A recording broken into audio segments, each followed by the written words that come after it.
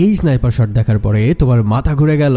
তাহলে আজকের এই মুভির এক্সপ্লেন শুধুমাত্র তোমাদের জন্য যারা স্নাইপার শট দেখতে ভালোবাসো। বর্তমানে নেটফ্লিক্সে হাইপ তোলা একটি সিরিজের নাম হচ্ছে অবলিটারেট, যেখানে একটি বিশেষ প্রশিক্ষণপ্রাপ্ত টিম লাস ভেগাসকে একটি পারমাণবিক বোমার হামলা থেকে রক্ষা করার পর বিশাল এক পার্টিতে মেতে ওঠে এবং ড্রাগস ও মদের নেশায় পুরোপুরি বুঁদ হয়ে জ্ঞান হারিয়ে ফেলে। কিন্তু গল্পের মোড় তখন ঘুরে যায় যখন তাদেরকে এই মাতাল অবস্থায় এক ভয়ঙ্কর হাই রেস্কিউ মিশনে পাঠানো হয়। এদিকে স্পেশাল ফোর্সের টিম জানতে পারে যে তারা যে বোমাটি উদ্ধার করে এনেছে সেই বোমাটি ছিল নকল বোমা, আর আসল নিউক্লিয়ার বোমটি এখনো শহরের মধ্যে ঘুরে বেড়াচ্ছে। এটি জানতে পেরে প্রচন্ড মাতাল এবং শারীরিকভাবে বিধ্বস্ত অবস্থাতেই টিমটিকে বিভিন্ন সমস্যার মধ্যে পড়তে হয়। শেষ পর্যন্ত এই স্নাইপার টিমকে পেরেছিল তাদের শহরকে রক্ষা করতে, নাকি সেই বোমার আঘাতে তারা সকলেই মারা পড়েছিল। তার কাহিনী জানতে হলে তোমাদেরকে দেখতে হবে আজকের অবলিটারেট সিরিজের এক্সপ্লেনেশন। তো চলো আর কোনো কথা না বাড়িয়ে একটা করে সাবস্ক্রাইব করে দিয়ে শুরু করি আজকের উড়াধুরা স্নাইপার শট।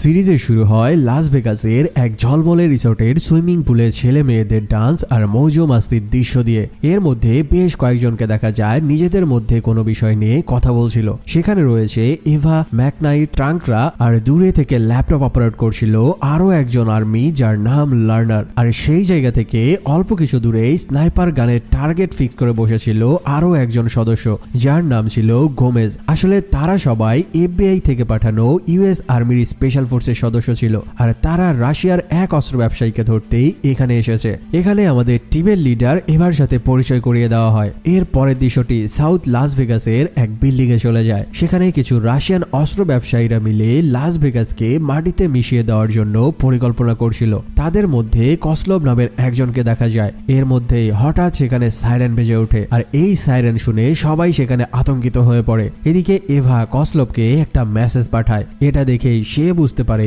যে তাদের সাথে এখন কি হতে চলেছে। আর ঠিক তখনই ইউএস মিলিটারির একটা হেলিকপ্টার সেখানে চলে আসে, আর সেই হেলিকপ্টারের পাইলট হিসেবে ছিল আরো একজন ইউএস আর্মি স্নাইপার যার নাম ছিল পল ইয়াং। সে হেলিকপ্টার থেকে সন্ত্রাসীদের উপরে গুলি ছড়া শুরু করে। মুহূর্তেই চোখের পলকে সেই জায়গাটা একটা রণক্ষেত্রে পরিণত হয়ে যায়। তবে এত কিছুর মধ্যেও সেই সন্ত্রাসীরা তাদের একটা ভালো পজিশন পেয়ে যায়। কিন্তু তারা যখন সেখানে পজিশন নেয়, দূরে থেকে স্নাইপার নিয়ে বসেছিল গোমেজ, আর সে সুযোগ পাওয়া মাত্রই তার স্নাইপারের টার্গেটে এক একজনের খুলি উড়িয়ে দিতে থাকে। মাত্র কয়েক সেকেন্ডের মধ্যেই সে তার স্নাইপার দিয়ে সেখানকার সকল সন্ত্রাসীদের কিল করে দেয়, আর যারা বেঁচে ছিল কিছুক্ষণের মধ্যেই তাদের সবাইকে আটক করা হয়। এরপর এভা তার পুরো টিমকে নির্দেশ দেয় পুরো হোটেল ভালোভাবে সার্চ করতে, আর লার্নার ল্যাপটপ দিয়ে সবকিছু খুঁজে বের করতে তাদেরকে হেল্প করছিল। এই লার্নার ছিল তাদের টেকনিক্যাল ডিটেক্টর। আসলে তাদের কাছে খবর ছিল যে এই হোটেলের একটা পোর্টেবল নিউক্লিয়ার বোমা রয়েছে, যা দিয়ে সন্ত্রাসীরা লাস ভেগাসকে উড়িয়ে দেওয়ার পরিকল্পনা করেছিল। অবশেষে সেই ভয়ানক বোমাটিও তারা তল্লাশি করে খুঁজে পায়। পল বলতে থাকে যে এটি আসল বোমা। এরপর সেই বোমাটিকে ডিস্ট্রয় করতে তাদের আরো একজন এক্সপার্ট টিম মেম্বারকে ডেকে নিয়ে আসা হয় যার নাম ছিল হ্যাগারটি। এই হ্যাগারটি বোম ডিসপোজ করতে যতটা না এক্সপার্ট, তার থেকে সে বেশি সময়ে মাতাল অবস্থায় থাকে, আর তার এই আচরণের কারণে টিমের সকলেই তার উপরে মারাত্মক বিরক্ত।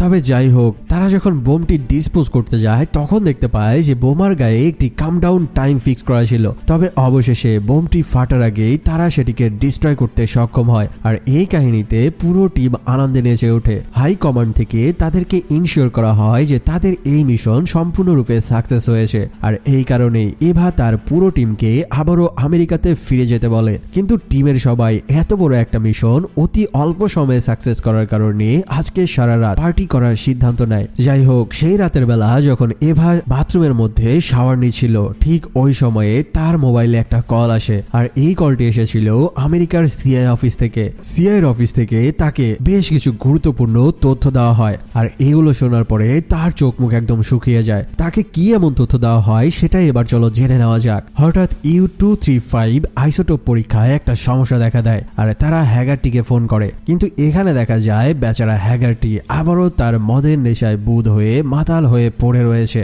এরপরে সেখানে এফবিআই এর প্রধানকে বেশ চিন্তিত দেখা যায়, কারণ তারা বুঝতে পেরেছে যে এই বোমাটি আসলে একটি নকল বোমা। কারণ ল্যাব টেস্টের মধ্যে এই বোমার মধ্যে তারা কোনো ইউরেনিয়াম পায়নি। তার মানে শহরকে উড়িয়ে দেওয়ার জন্য যেই বোমাটি নিয়ে আসা হয়েছিল সেটি এখনো বাইরেই ঘুরে বেড়াচ্ছে, যার কারণে এফবিআই এর চিফ এভার সঙ্গে দ্রুত যোগাযোগ করে। কিন্তু এভা এভাকে দেখা যায় সে নিজেও মদের নেশায় বুঁদ হয়েছিল। মাতাল অবস্থায় এভা তখন ঢুকে পড়ে ম্যাকের রুমে, আর তাদের মধ্যে প্রেম দেওয়ানা শুরু হয়ে যায়। ঠিক একই সময়ে লার্নারও ঢুকে ম্যাকের রুমে, আর এই লার্নার ছিল ম্যাকের প্রাক্তন প্রেমিকা। ম্যাক এবং এভাকে এই নাঙ্গাপাঙ্গা অবস্থায় দেখে লার্নার বেশ কষ্ট পায় তার মনে। অবশেষে সে রেগে মেগে সেই রুম থেকে বেরিয়ে যায়। এদিকে ঠিক ওই সময়ে এভার ফোনে কল আসে এফবিআই এর প্রধানের কাছ থেকে।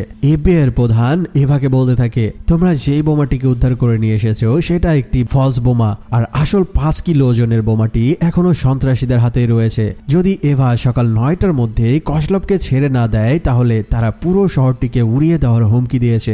এমন কথা শুনে এভার তখন মাথা খারাপ অবস্থা। এই কথাগুলো শুনতে শুনতে এভা তার টিম মেম্বারদের দিকে তাকায়। তখন সে দেখতে পায় যে টিমের প্রত্যেকে নেশার মধ্যে পড়ে একদম বুঁদ হয়ে রয়েছে, আর এই মাতাল টিম মেম্বারদেরকে নিয়ে এমন ভয়ঙ্কর মিশন পরিচালনা করা কোনোভাবেই সম্ভব নয়। কিন্তু এফবিআই এর অফিসাররা তো জানে না যে তার পাঠানো টিম মেম্বাররা ইতিমধ্যে মদের নেশায় বুঁদ হয়ে রয়েছে। এফবিআই অফিস থেকে মিস্টার ল্যাংডেন নামক এক অফিসার ভিডিও কলে টিম মিটিং করার জন্য দ্রুত এভাকে ভিডিও কলে আসতে বলে। তোমরা তো ভালো করেই জানো যে এভা নিজেও ছিল মাতাল অবস্থায়। সে নিজেকে কোনো রকমে সামলে নেয় আর মিস্টার ল্যাংডেনের সাথে ভিডিও কলে কথা বলতে শুরু করে। সেখানে এফবিআই থেকে তাদের 7 ঘন্টা সময় বেঁধে দেওয়া হয়, আর এর মধ্যে মিশনটি কমপ্লিট করতে হবে। কথা বলা শেষ করে এবার এভা লার্নারকে কল করতে থাকে, কারণ যত দ্রুত সম্ভব সন্ত্রাসীদের সেই বোমাটি ট্র্যাক করতে হবে। তবে এভা বারবার ফোন করার পরেও লার্নার রাগে ক্ষোভে তার ফোন রিসিভ করছিল না।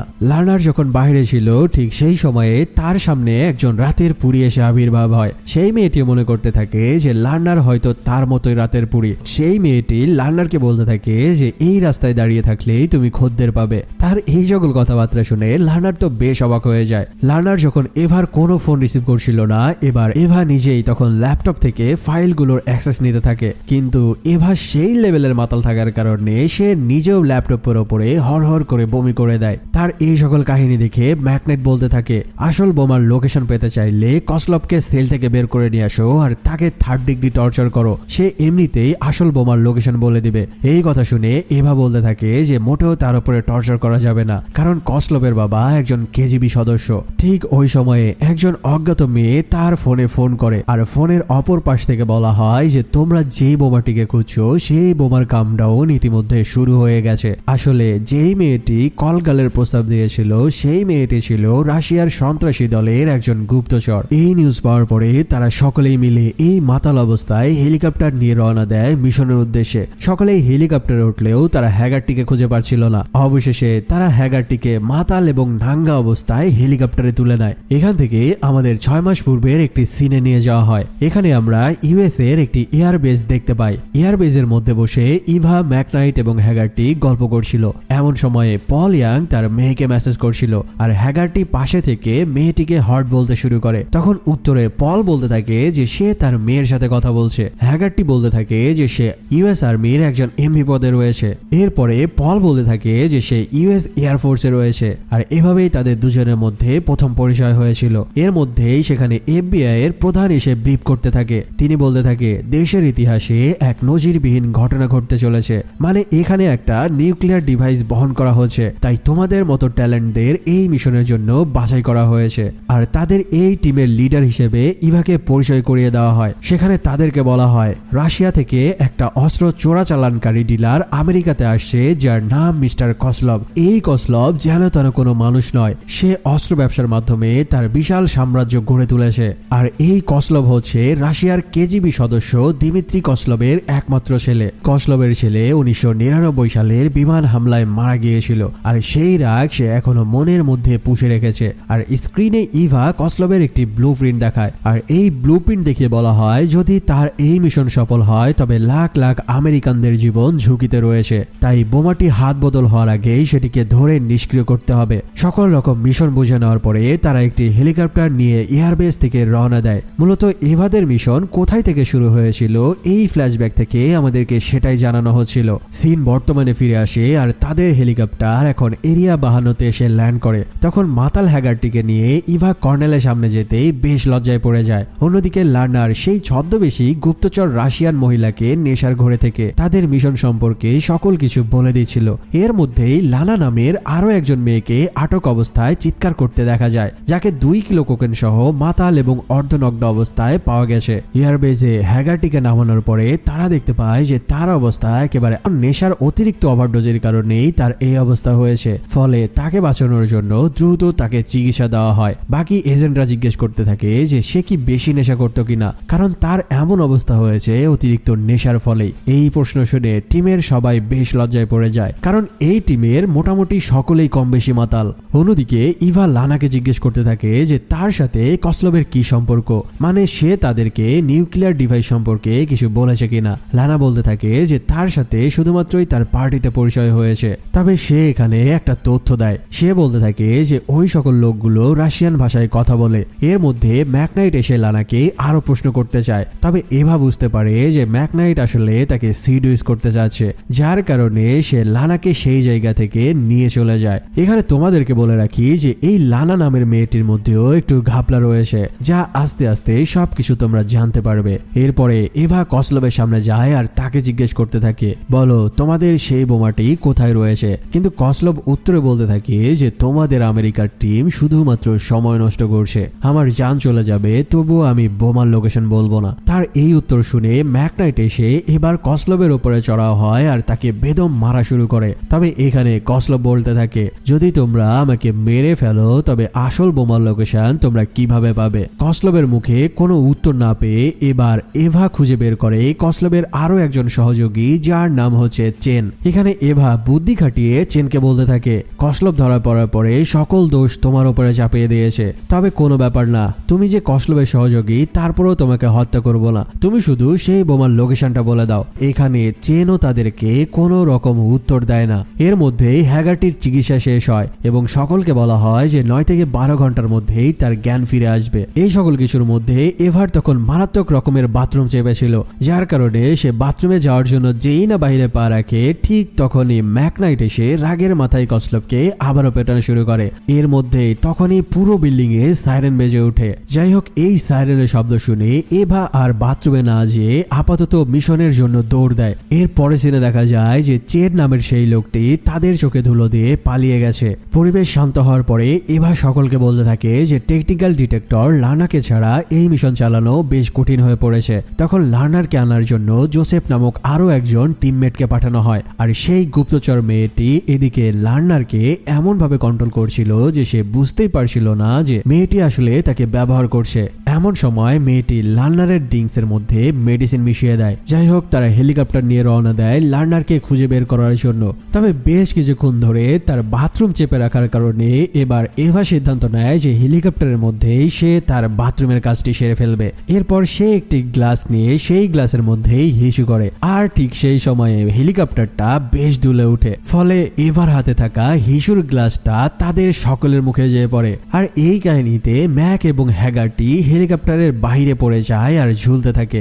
অবশেষে তাদের আরেক টিম মেম্বার ট্র্যাঙ্ক তাদের একে একে টেনে হেলিকপ্টারের মধ্যে তুলে। এদিকে লার্নারকে দেখা যায় সেই হোটেলে পার্টিতে একেবারে মজে গেছে, কারণ এভার সঙ্গে ম্যাকের সেই অন্তরঙ্গ মুহূর্ত সে কোনোভাবে মেনে নিতে পারছিল না, যার কারণে সে নিজের মন ফ্রেশ করার জন্যই এইবারে এসে মজো মাস্তিতে ব্যস্ত রয়েছে। এরপরে সে ম্যাকের ওপরে প্রতিশোধ নিতে পার্টিতে থাকা একটা কল বয়ের সাথে রুমের মধ্যে ডেট করার জন্য ঢুকে পড়ে। কিছুক্ষণের মধ্যেই ম্যাক তার টিম মেম্বার নিয়ে সেই বারের মধ্যে এসে উপস্থিত হয়। একে একে সকলেই হেলিকপ্টার থেকে নেমে বারের মধ্যে ঢুকতে থাকে, আর ট্র্যাঙ্ককে দায়িত্ব দেওয়া হয় হ্যাগারটিকে দেখে শুনে রাখার জন্য। তবে এইবারে আসার পরে ট্র্যাঙ্ক আর নিজের নেশা থামাতে পারেনি, যার কারণে সে হ্যাগারটিকে ওই হেলিকপ্টারের মধ্যে রেখে বারের মধ্যে নেমে যায়। যখন ওই গুপ্তচর রাশিয়ান মেয়েটি বুঝতে পারে যে এখানে আমেরিকান এজেন্টরা চলে এসেছে, এবার সে সিদ্ধান্ত নেয় লার্নারকে গুলি করে মেরে ফেলবে। যখন সে লার্নারকে গুলি করতেই যাবে, ঠিক তার আগ মুহূর্তেই এভা এই বিষয়টি দেখতে পায়। ফলে সে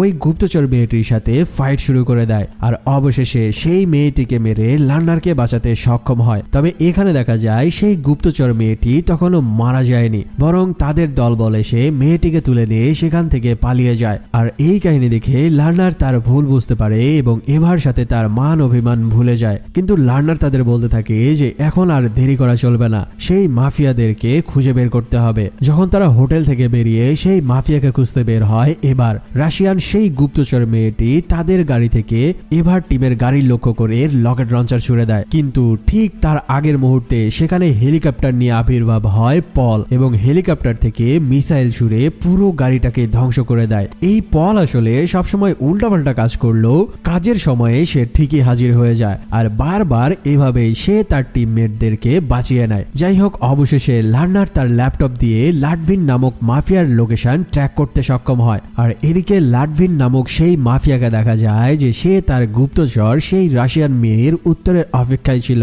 কিন্তু সে তো আর এই দুনিয়াতে নাই, যার কারণে তার এই গুপ্তচরের কোনো ডাটা সে পাচ্ছিল না।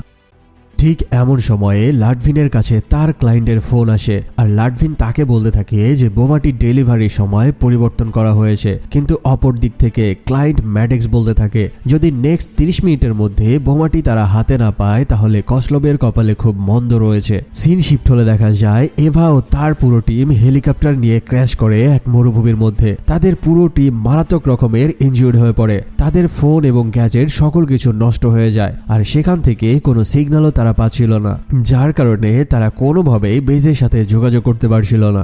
এইদিকে এই ক্র্যাশ করার জন্য ম্যাক পলকেই দায়ী করতে থাকে। তখন এভা এসে পলকে চেক করে যে সে সুস্থ রয়েছে নাকি সে মাতাল অবস্থায় রয়েছে, কিন্তু উল্টা পল তখন জিজ্ঞেস করে যে তারা বর্তমানে কোথায় রয়েছে। মানে বুঝতেই পারছো সে এতক্ষণ ধরে মাতাল অবস্থায় হেলিকপ্টার রাইড করছিল।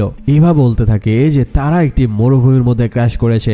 এদিকে অন্য এক দৃশ্যে ম্যাডেক্স নামক সেই ক্লায়েন্ট লাডভিনের মাথায় পিস্তল ধরে আর তাকে আস্তানায় নিয়ে আসে।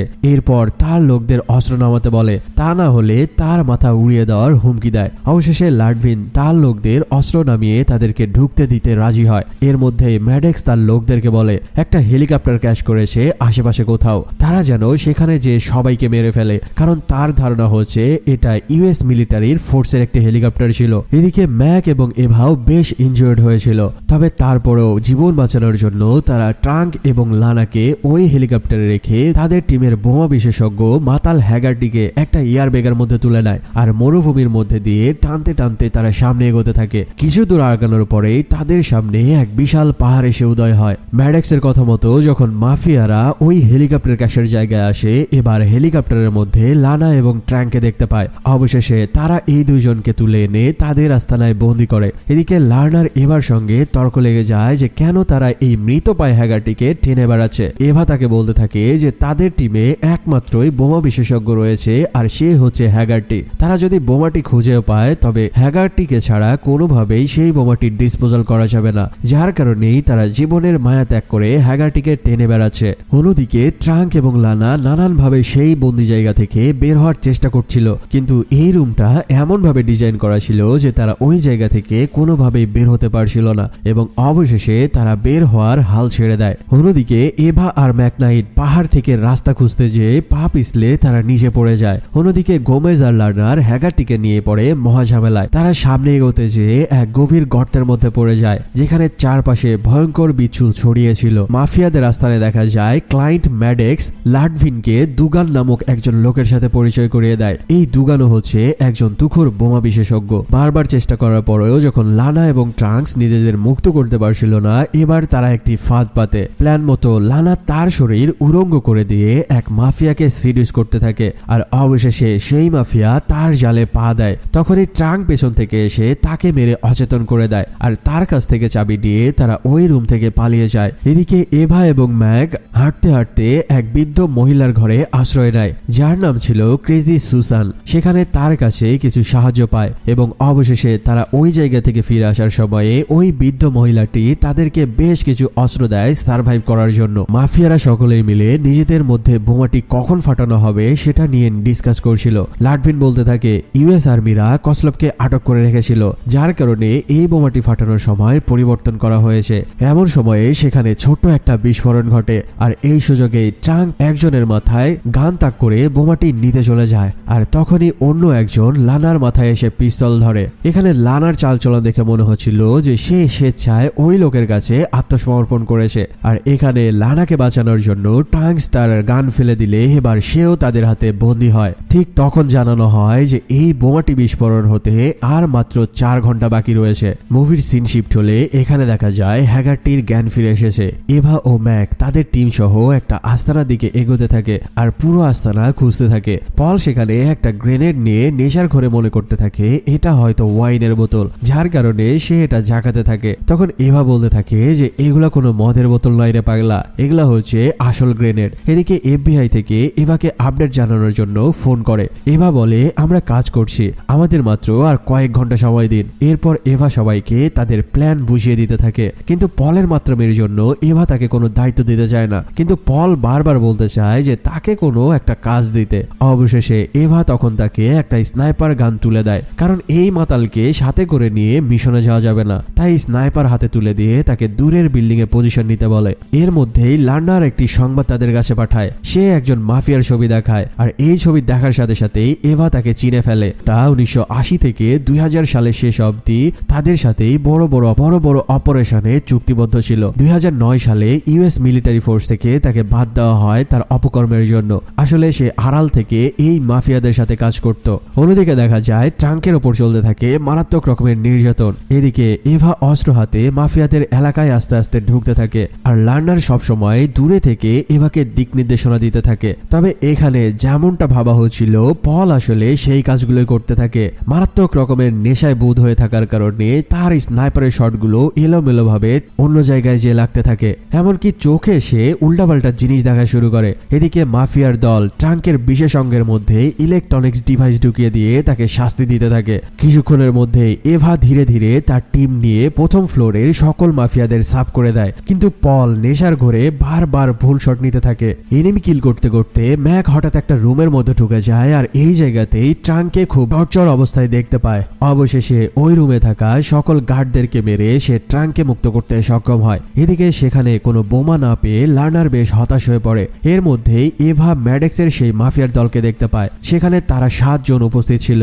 এটা দেখে এভা ভাবতে থাকে যে এখানে হয়তো সেই বোমাটি কোথাও লুকানো রয়েছে। এদিকে লাডভিন ওই মাফিয়ার দলের সাথে করা চুক্তি আর মানতে চায় না, কারণ তাদের দলের একজন কসলভ এখনো US আর্মিদের হাতে বন্দী রয়েছে। এই জায়গাতে সুযোগ পাওয়ার সাথে সাথে লাডভিনের বডিগার্ড ম্যাডেক্সের মাথায় পিস্তল ধরে আর তাকে বোমার বক্সটি দিয়ে দিতে বলে। ঠিক তখনই এভা তার মারাত্মক রকমের একটি চাল চেলে বসে। সে ম্যাডেক্সকে বলতে থাকে যে তুমি আমাদের সাথে হাত মেলাও, তোমাকে US আর্মি থেকে সর্বোচ্চ নিরাপত্তা দেওয়া হবে, শুধু বোমার বক্সটি তুমি আমার হাতে দিয়ে দাও। তাদের মধ্যে এই সকল কথাবার্তা চলতে চলতে হঠাৎ সেই রুমের মধ্যে ম্যাক্স এবং ট্রাঙ্ক চলে আসে। তারা দুজনেই কোনো কিছু না বুঝেই সেখানে ফায়ার করে বসে, যার কারণে সেখানে চতুর্মুখী এক মারাত্মক গোলাগুলি শুরু হয়ে যায়। কিন্তু এখানে দেখা যায় যে পল স্নাইপার গান দিয়ে ম্যাডেক্সের উপরে গুলি করতে থাকে, কিন্তু নেশার ঘরে থাকার কারণে তার প্রত্যেকটা শটই উপরের দিকে চলে যাচ্ছিল। আর এই ফাঁকেই ম্যাডেক্সের লোকজন স্নাইপারের লোকেশন ট্র্যাক করে ফেলে, আর অবশেষে তাকে গুলি করে টপকে দিয়ে তারা সেখান থেকে পালিয়ে যায়। তাদের টিম মেম্বারদের একজনের মৃত্যুর খবর পেয়ে FBI এর প্রধান সরাসরি এভার কাছে ফোন করে আর তাকে নানানভাবে বকাঝকা করতে থাকে। তিনি বলতে থাকে যে তোমার ভুলের জন্য ইতিমধ্যে তোমাদের 2 জন টিমমেটের মৃত্যু হয়েছে।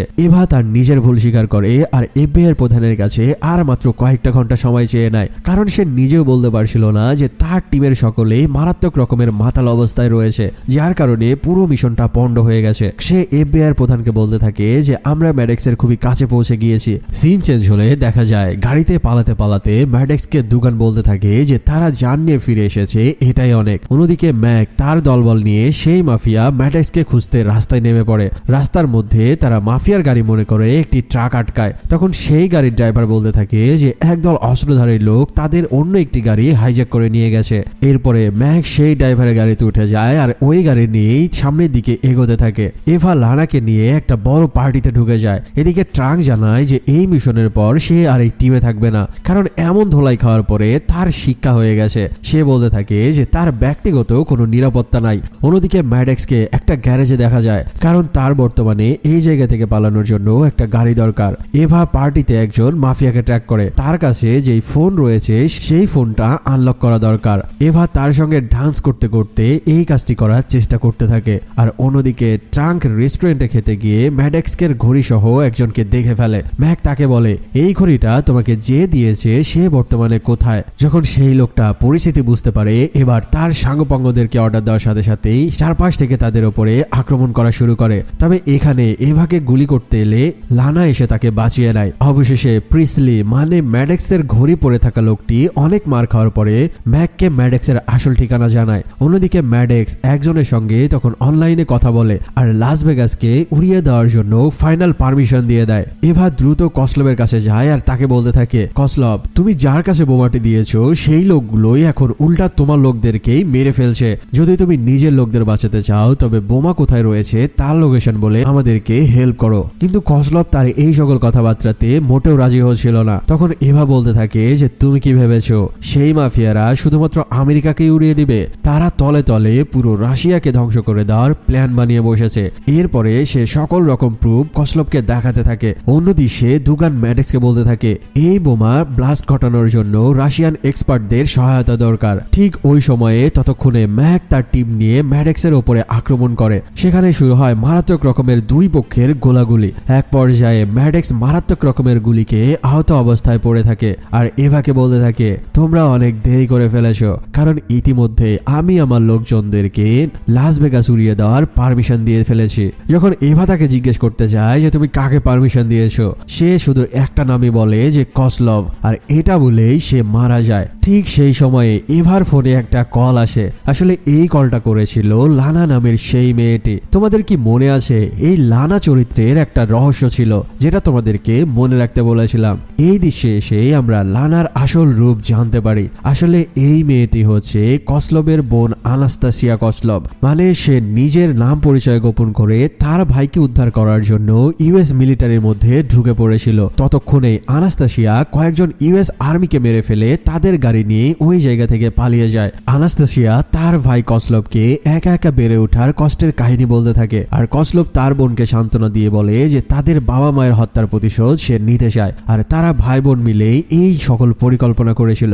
অর্থাৎ কসলব এক সময়ে ইউএস মিলিটারিতে কাজ করলো, কেন সে এমন একটা অপারেশন শুরু করলো তার কাহিনী এখানে বোঝানো হয়। সিন শিফট হয় আর এফবিআই এর প্রধান এভাকে ফোন করে। তারপর তিনি বলতে থাকে যে তোমাদের আর কিছুই করার নেই, কারণ অলরেডি মিশনটা তোমাদের হাতছাড়া হয়ে গেছে। আর এভার টিম এমন দায়িত্ব জ্ঞানহীন ভাবে মিশন পরিচালনা করার জন্য তাদেরকে বেজে ফিরে যেতে বলা হয়। এভা তার সবকিছু দিয়ে এফবিআই প্রধানকে বোঝাতে থাকে আর শেষ একটা সুযোগ চায়, কিন্তু তাকে এবার আর কোনো সুযোগ দেওয়া হয় না। ঠিক তখনই সেখানে এফবিআই এর প্রধান ফার্গুনসনকে দেখে সবাই একদম হতবাক হয়ে যায়। আসলে ফার্গুনসন নিজেই বিষয়টা তদারকি করার জন্য এখানে চলে এসেছে। এমনকি এভার টিম এতদিন ধরে কি কি কার্যকলাপ করেছে তার নমুনাও সে ফাইলে দেখাতে থাকে। ফার্গুনসন তাকে বলতে থাকে যে তোমার টিমের ব্যাপারে মারাত্মক রকমের মার্শাল কোড জারি করা হয়েছে, তোমাদের পানিশমেন্ট পরে দেখছি, আগে বর্তমানে এই মাফিয়াকে দেখে আসি। ফার্গুনসন তার পুরো টিম নিয়ে বড় পরিসরে মাফিয়াদের ট্র্যাকিং করা শুরু করে। তখন আনাস্তাসিয়া ফার্গুনসনকে প্রস্তাব যায় যে তার ভাই কসলবকে ছেড়ে দিলে সে বোমার লোকেশন দিয়ে দিবে। আনাস্তাসিয়ার এই কথাবার্তা শুনে ফার্গুনসন এই ডিলে রাজি হয়। লানা তখন ট্যাবের মধ্যে লেনি রদ্রিগেজ নামক একজনের ফিক্সারের ছবি দেখায় যে কয়েকটা বড় বড় অপারেশন সাকসেস করেছে, কিন্তু এই মুহূর্তে লার্নারের হাতে এনএসএ সার্ভারের অ্যাক্সেস নেই। এভা এটার জন্য ফার্গুনসনকে ফোন দেয়, কিন্তু ফার্গুনসন সাথে সাথে নাকচ করে দেয়। এরপর ফোন কেটে দেয়। যখন এভা আবারও তার কাছে রিকোয়েস্ট করতে যায়, এবার ফার্গুনসন তাকে বলে দেয় যে ফের যদি তুমি এই মিশন হাতে নেওয়ার চেষ্টা করো তবে তোমাকে অ্যারেস্ট করা হবে। তখন ম্যাক বলে তারা নিজেরাই তো বিমানবন্দর চেক করতে পারে। ম্যাকের এই কথা শুনে এভা তার টিম নিয়ে বিমানবন্দরে ঢুকতে গেলে নিরাপত্তারক্ষী তাদের আইডি কার্ড দেখাতে বলে। তখন ম্যাক বলতে থাকে যে আমরা আমেরিকার স্কোয়াড্রনের সদস্য, বিমানবন্দরের ভেতরে একজন মারাত্মক সন্ত্রাসী রয়েছে যাকে ধরা এখন খুবই জরুরি। অন্যদিকে ডিল অনুযায়ী ফার্গুনসন কসলবকে নিয়ে তার বোনের হাতে তুলে দেওয়ার জন্য প্রস্তুতি নিতে থাকে। অপরদিকে ফার্গুনসনকে বিমানবন্দর থেকে নিরাপত্তারক্ষী ফোন করে। নিরাপত্তারক্ষী তাকে বলতে থাকে যে কয়েকজন আমেরিকার স্কোয়াড্রনের সদস্য এসেছে বিমানবন্দরে প্রবেশ করার জন্য। এই কথা শুনে ফার্গুনসন বুঝতে পারে যে এটা এভার টিম ছাড়া আর কারো কাজ নয়, যার কারণে ফার্গুনসন সেই নিরাপত্তারক্ষীদেরকে অর্ডার করে যে তাদেরকে তোমরা অ্যারেস্ট করো। এদিকে ফার্গুনসন কসলবকে আর্মির একটা গাড়িতে তুলে নিয়ে রওনা হয় ডিল পয়েন্টের দিকে। অপরদিকে ততক্ষণে এভার পুরো টিমকে সেখানকার নিরাপত্তারক্ষীরা অ্যারেস্ট করে ফেলে আর পুলিশের গাড়িতে করে রাস্তা দিয়ে নিয়ে যেতে থাকে। ঠিক ওই সময়ে আবারও এসে হাজির হয় তাদের আরেক এজেন্ট পল, যাকে তোমরা কিছুক্ষণ আগে স্নাইপার শট খেয়ে মারা যেতে দেখেছিলে। আসলে সে তখন মারা যায়নি, বরাবরের মতো সে আবারও এসে আবির্ভাব হয় আর এই বিপদের মুখ থেকে তার পুরো টিমকে পুলিশের হাত থেকে ছাড়িয়ে নেয়। সেখানে লার্নার তার ল্যাপটপ দিয়ে ফার্গুসনকে ট্যাগ করতে যেয়ে জানতে পারে যে ফার্গুসন একটি ডিল পয়েন্টের দিকে যাচ্ছে। আর এই খবর জানানোর পরে এভা তার পুরো টিম নিয়ে ফার্গুসনের আর্মস রুমে হানা দেয়। এরপর দলবল নিয়ে সেই রুম থেকে প্রয়োজনীয় সকল অস্ত্র কালেক্ট করে নিয়ে আসল মিশনের উদ্দেশ্যে এবার বেরিয়ে পড়ে। কিছুক্ষণের মধ্যেই ফার্গুসন কসলভকে নিয়ে ডিল পয়েন্টে চলে আসে। আর ততক্ষণে সেখানে কসলভের বোন অ্যানাস্তাসিয়া তার বিমান নিয়ে সেখানে চলে আসে। তবে বিমানটি ল্যান্ড করার আগেই বিমান থেকে একটি ব্লাস্ট করা হয় আর সেখান থেকে প্রচুর পরিমাণে টাকা পড়তে থাকে। আর আশেপাশের সকলে ব্যস্ত হয়ে সেই টাকাগুলো কুড়াতে থাকে। ঠিক তখনই মাফিয়ারা সুযোগ বুঝে ফার্গুসনের উপরে আক্রমণ করে। আসলে এখানে প্ল্যান ছিল যে কোনো রকম বোমা তাদের হাতে তুলে না দিয়ে কসলভকে তারা এই কৌশলে ছাড়িয়ে নিয়ে যাবে। এমন সময় কসলভ ছাড়া পেয়ে একটা পিস্তল হাতে ম্যাককে গুলি করতে যাবে। ঠিক তখনই সেখানে এসে হাজির হয় এভা আর কোনো রকম বাজ বিচার না করেই কসলভের বুকে সে গুলি চালিয়ে দেয়। অ্যানাস্তাসিয়া তার চোখের সামনে নিজের ভাইকে মরতে দেখে সে রাগে একদম খচখচ করতে থাকে। এর মধ্যে পুরো আমেরিকা জুড়ে ছড়িয়ে পড়ে যে তাদের লাস ভেগাস শহর উড়িয়ে দেওয়ার জন্য রাশিয়া থেকে টেররিস্ট এসেছে এবং তাদের কাছে ভয়ঙ্কর পারমাণবিক বোমা রয়েছে। আর এই কারণে পুরো আমেরিকা জুড়ে সিকিউরিটি আরো বাড়িয়ে দেওয়া হয়। পুরো শহরের সিসিটিভি ক্যামেরা অবজার্ভ করে তারা অ্যানাস্তাসিয়াকে খুঁজতে থাকে। যখন এভা বুঝতে পারে যে এই মাফিয়ার লেজ অনেক বড় আর সেই মাফিয়ার সাথে তারা কয়েকজন মাত্র আমেরিকার স্কোয়াড্রন পেরে উঠবে না, তাই এভা এবার বুদ্ধি করে তাদের নেভি সিলের প্রধান ব্যারি এলস ওয়ার্থের সাথে যোগাযোগ করে আর তাদেরকে এই পুরো ঘটনা সে বলতে থাকে। ঘটনাটি পুরোটা শোনার পরে এবার নেভি সিল তাদেরকে সহযোগিতা করার জন্য সমর্থন জানায়। তার মাঝে এফবিআই প্রধান ল্যাংডেন এর সঙ্গে কথা হয়। অবশেষে এভা এফবিআই প্রধান ল্যাংডেনকেও তার সকল ভুল বোঝাতে সক্ষম হয়, যার কারণে এফবিআই প্রধান ল্যাংডেন ফার্গুসনকে অর্ডার দেয় যে এভার টিমের ওপর থেকে মার্শাল কোর্ট ল তুলে নেওয়ার জন্য। এদিকে লার্নার জানায় যে বোমাটি ফাটতে মাত্র 54 মিনিট বাকি রয়েছে আর সেই বোমটি অ্যানাস্তাসিয়া নিজেই বহন করছে। এদিকে হ্যাগারটি সেই কুড়িয়ে পাওয়া টাকাগুলো নিয়ে গুনতে ব্যস্ত ছিল। মানে বুঝো একটা ব্যাপারখানা, সে কিনা আমেরিকার স্কোয়াড্রনের সদস্য। অন্যদিকে অ্যানাস্তাসিয়া এভাকে ফোন করে বলে তোর সময় ফুরিয়ে এসেছে, মাত্র কয়েক মিনিটের ব্যবধানে তোর পুরো একটা শহর এখন ধ্বংস হয়ে যাবে। গোমেজকে একজন স্নাইপার গুলি করতে থাকে কিন্তু তা অন্যজনকে গিয়ে লাগে। সেই লোকটি চিল্লিয়ে গোমেজকে বলে যদি তুমি বাঁচতে চাও তবে আমাকে সাহায্য করো। তখন স্নাইপার আবারও গুলি করলে গোমেজ এক শটে উল্টা ওই স্নাইপারকেই মেরে দেয়। এভা এবং ম্যাক লিফটের দড়ি দিয়ে ঝুলতে ঝুলতে মারাত্মক রকমের ফাইট করছিল। চাং লার্নারের কাছে জানতে চায় যে বোমা ফাটাতে আর কত মিনিট বাকি রয়েছে। তখন লার্নার জানায় যে 36 মিনিট রয়েছে। সিন শিফট হয় আর এখানে দেখা যায় ফাইনালি এভা আর অ্যানাস্তাসিয়া সামনাসামনি হয়েছে। এখানে এভা অ্যানাস্তাসিয়ার উপরে আক্রমণ না করে তাকে বলতে থাকে এই ইনোসেন্ট মানুষ এবং একটা শহর ধ্বংস না করে তুমি বোমাটি আমার হাতে দিয়ে দাও। কিন্তু অ্যানাস্তাসিয়া তাকে বলতে থাকে আমার ভাই তোর কোন ক্ষতি করেছিল যার কারণে তোর লোকজন আমার চোখের সামনে আমার ভাইকে মেরে ফেলেছিল। তাদের এই সকল কথাবার্তা চলার মধ্যে সেখানে আবারও হেলিকপ্টার নিয়ে এসে হাজির হয় পল। আর এদিকে দেখা যায় গোমেজ তার নিখুঁত টার্গেটে একটা একটা করে মাফিয়াদের ধরে হেডশট দিয়ে উড়িয়ে দিতে থাকে। এভা অ্যানাস্তাসিয়াকে বলতে থাকে যে তোমার ভাইয়ের মৃত্যুর জন্য অন্য কেউ দায়ী নয়, বরং নিজের মৃত্যুর জন্য তোমার ভাই কসলভ নিজেই দায়ী। তাই বোমাটি কোথায় রয়েছে প্লিজ আমাদেরকে দিয়ে দাও। এভা অ্যানাস্তাসিয়ার সাথে কথা বললো তার পুরো টিম বোমাটি খুঁজে পেতে পুরো শহরে চিরুনি তল্লাশি শুরু করে। অন্যদিকে ক্যাসিনোতে দেখা যায় সাধারণ নিরীহ মানুষগুলো মজো মাসিতে ব্যস্ত রয়েছে, কিন্তু এই সকল নাবালেক লোকজন জানে না যে আগামী কয়েক মিনিটের মধ্যে তাদের কপালে কি হতে চলেছে। অবশেষে মারাত্মক এক চিরুনি তল্লাশি করার পরে এভার পুরো টিম সে আসল বোমাটি খুঁজে পেতে সক্ষম হয়। যখন এভা এই ব্যাপারটি জানতে পারে এবার সে আর কোন রকম দয়ামায়া না দেখিয়ে অ্যানাস্তাসিয়ার কপাল বরাবর মারাত্মক এক শট নেয় আর এখানে অ্যানাস্তাসিয়ার অধ্যায় ক্লোজ করে দেয়। তারা বোমটি তো পেয়েছে, কিন্তু এই বোমটি ডিসপোজ করার জন্য এখন দরকার তাদের বোম ডিসপোজাল এক্সপার্ট হ্যাগারটিকে। কিন্তু এখানে দেখা যায় বেচারা হ্যাগারটি তখনও মাতাল অবস্থায় কুড়িয়ে পাওয়া টাকাগুলো গুনতেই ব্যস্ত ছিল। যাই হোক অবশেষে একদম শেষ সময়ে তাদের টিম হ্যাগারটিকে খুঁজে পেতে সক্ষম হয়। যখন হ্যাগারটিকে বোমাটির সামনে নিয়ে আসা হয় তখন বোমার কামডাউন প্রায় শেষের দিকে। তাই সকলেই মিলে হ্যাগারটিকে বলতে থাকে প্লিজ হ্যাগারটি তুমি আর মাতলামি করো না, কারণ তোমার উপরে বেঁচে রয়েছে পুরো একটি শহর এবং লাখ লাখ মানুষের জীবন। এই হ্যাগারটি যাতে মাতাল হলো তাহলে সে একজন পাক্কা এক্সপার্ট। দেখা যায় বোমটি ফাটার মাত্র কয়েক সেকেন্ড পূর্বেই হ্যাগারটি সেই বোমটি ডিসপোজাল করতে সক্ষম হয়। আর হ্যাগারটির এই পাগলামো আচরণ দেখে সকলেই ভয়ে এবং আনন্দে তাকে নিয়ে নেচে ওঠে। ঠিক এমন সময়ে এফবিআই প্রধান ফোন দেয় এভার কাছে। এবার তার স্যারকে বলতে থাকে যে গেম ওভার। অবশেষে তাদের এই মাতাল টিম এক ভয়ঙ্কর রুদ্ধশ্বাস মিশন শেষ করে পুরো লাস ভেগাস শহরকে বাঁচাতে সক্ষম হয়। আর এরপরেই তারা হেলিকপ্টার নিয়ে রওনা দেয় তাদের বেজের উদ্দেশ্যে। আর এখানেই এই সিরিজের প্রথম সিজন শেষ হয়ে যায়। এক্সপ্লেন যদি তোমাদের ভালো লাগে তবে এর দ্বিতীয় সিজন এক্সপ্লেন ভিডিও আসবে আমাদের চ্যানেলে। যারা এখনো সাবস্ক্রাইব করোনি প্লিজ একটি সাবস্ক্রাইব করে দিও। দেখা হচ্ছে খুবই দ্রুত নতুন একটা ভিডিও নিয়ে। সে পর্যন্ত ভালো থাকো, সুস্থ থাকো, ধন্যবাদ।